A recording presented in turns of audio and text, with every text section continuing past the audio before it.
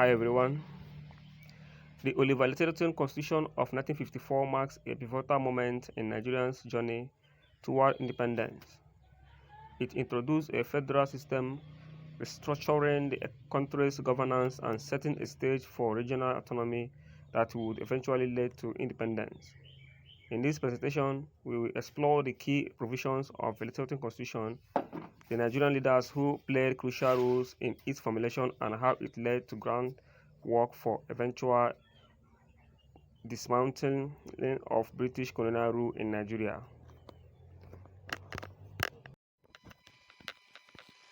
Disclaimer: this video on Oliver Lyttleton Constitution of 1954 is intended solely for educational purposes. It is not meant to cause harm, insult, or incite hatred. Our goal is to inform and educate our people about this important chapter in Nigerian history.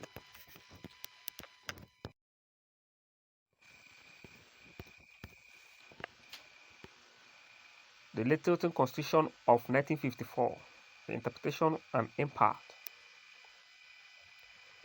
The Lyttleton Constitution of 1954 was a significant development in Nigeria's journey towards self-governance and eventual independence.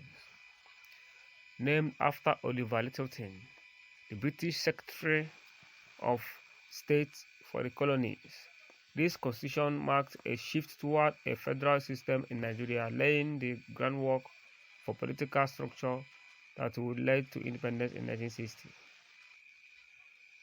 The key provisions of Lyttleton Constitution. Number 1. The federal structure. The Lyttleton Constitution was the first to introduce a true federal system in Nigeria. It divided the country into 3 regions, the northern and western and eastern regions, with each region having its own government and legislature. This arrangement acknowledged the diverse ethnic and cultural composition of Nigeria, allowing for more localized governance. The Council of Ministers. The Constitution established a Council of Ministers at the federal level consisting of Nigerian ministers and British officials. Although the Governor General retained significant power, including right to veto decisions, the inclusion of Nigerians in the Council was a step towards self-rule. Number 3. The legislative framework. The Federal House of Representatives was established with members elected from the regions. Regional houses of assembly were also created, granting legislative powers to regions. The Constitution allowed for gradual transfer of power from the colonial administration to Nigeria representatives. Number 4. Division of powers. Powers were divided between the central government and the regional governments. The federal government retained control over key areas like defense, foreign affairs, and currency, while regions had autonomy over areas such as education, health, and local governance. The impact of the Lyttleton Constitution. We have so many impacts of the Lyttleton Constitution. Foundation for federalism, which is the number 1. The Lyttleton Constitution laid the foundation for Nigerian federal structure, which continues to be a defining feature of country's political system. By recognizing the diverse nature of Nigerian society, it allowed the federal autonomy while maintaining a unified federal government. 2. Increased Nigerian participation. The Constitution increased Nigerian participation in governance, providing a platform for emerging Nigerian leaders to gain experience in administration. This participation was crucial in building the leadership necessary for eventual independence. 3.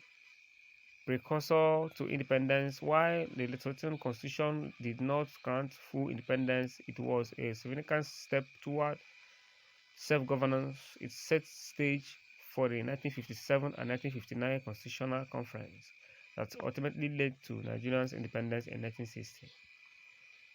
4. The regional tensions. The federal structure, while addressing some concerns, also highlighted and sometimes exhibit the regional tensions. The difference in development, resources, and political power between the regions became more pronounced, leading to future challenges in national unity. Nigerians who participated in the Lyttleton government and their roles in achieving independence. how so many numbers and so many prominent Nigerian leaders played key roles in the Lyttleton government. Their participation was crucial in advancing the cause of Nigerian independence. Nnamdi Azikiwe is one of them. As one of the leading figures in Nigerian politics, Azikiwe was a strong advocate for self-governance. In the Lyttleton government, he served as a representative from the eastern region and played a crucial role in pushing for greater Nigerian autonomy. His leadership in the National Council of Nigeria and the Cameroon's NCNC helped galvanize support for independence.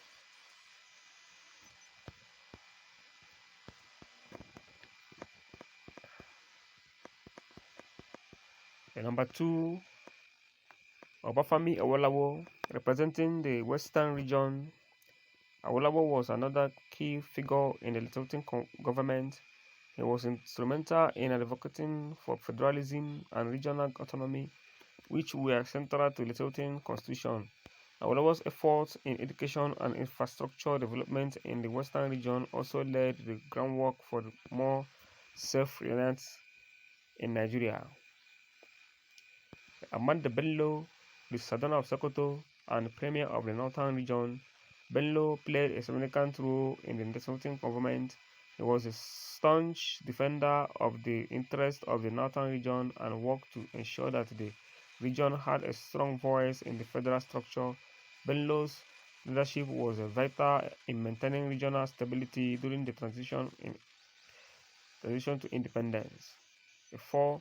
We have Tafawa Balewa. Tafawa Balewa, who later became the Nigerian's first prime minister, was a prominent figure in the Lyttleton government as a representative of the Northern region. He was known for his moderate stance and ability to bridge the gap between different regions. Balewa's diplomatic skills were crucial in the negotiation that led to Nigeria's independence.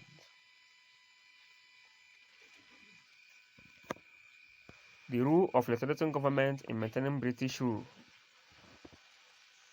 There are several rules where the Lyttleton Constitution advanced Nigeria toward self-governance. It was also designed to maintain British control over key aspects of Nigerian governance. The retention of central powers. The Constitution ensured that the critical areas such as defense, foreign policy, and currency remain under British control. This allowed the British government to maintain a significant influence over Nigerian strategic interests, even as power was gradually devolved to Nigerians. The 2. Governor General's authority. The Governor General, who was British appointee, retained significant powers under the Lyttleton Constitution, including the ability to veto decisions made by the Council of Ministers. This ensured that the British could intervene in Nigerian affairs if they deemed it necessary. I repeat this. This ensured that the British could intervene in Nigerian affairs if deemed it necessary. Let me start afresh again. Still repeat it. Governor General's authority. The Governor General, who was a British appointee, retained significant powers under the Lyttleton Constitution, including the ability to veto decisions made by the Council of Ministers. This ensured that the British could intervene in Nigerian affairs if they deemed it necessary. I will still rephrase myself again for reason. Governor General's authority. The Governor General, who was a British appointee, retained significant powers under the Lyttleton Constitution, including the ability to veto decisions made by the Council of Ministers. This ensured that the British could intervene in Nigerian affairs if deemed it necessary. Now, let's forge ahead. Gradual transfer of power. The Lyttleton Constitution was part of broader British strategy of gradual decolonization. What will that anyway? Decolonization by slowly transferring powers to Nigeria leaders. The British aimed to manage the transition in a way that would protect their economic and political interests in Nigeria. I will still repeat this. The gradual transfer of power, the Lyttleton Constitution, was part of the broader British strategy of gradual decolonization by slowly transferring powers to Nigeria leaders. The British aimed to manage the transition in a way that would protect their economic and political interests in Nigeria. Now, let's further ahead again. Managing regional tensions.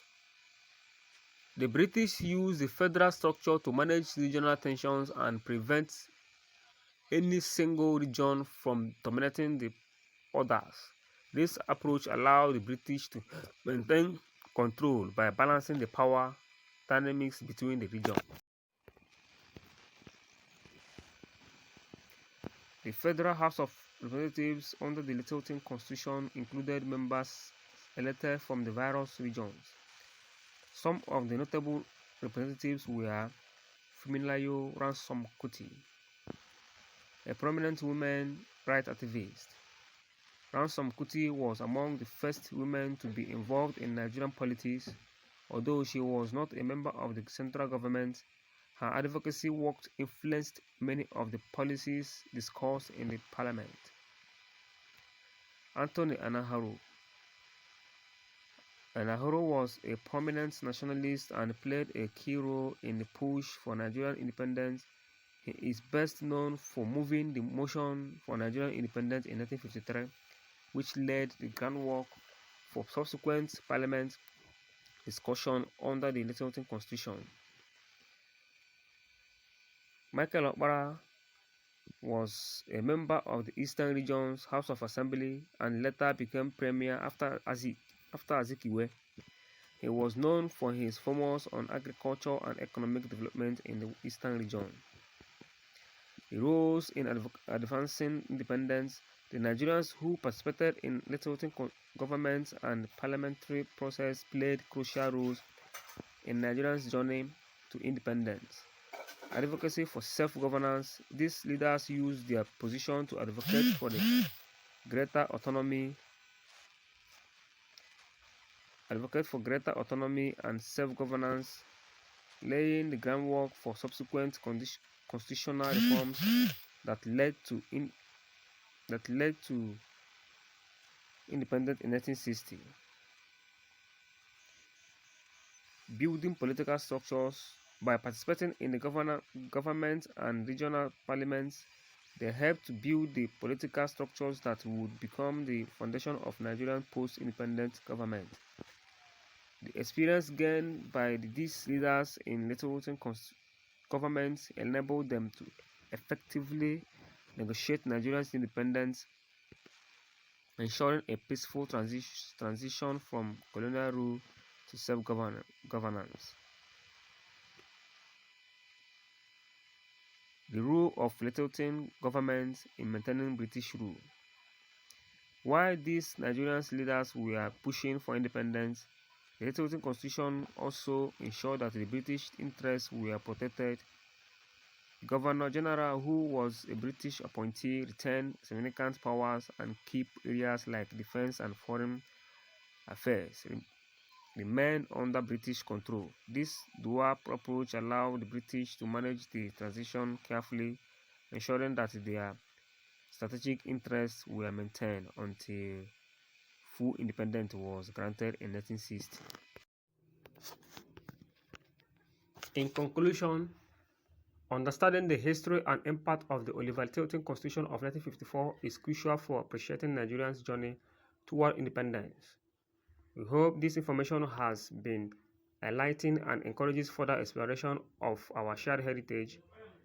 If you found this content valuable, please follow or like us to stay informed about more insightful topics. Your support helps us to continue our mission to educate and empower our community. Thank you.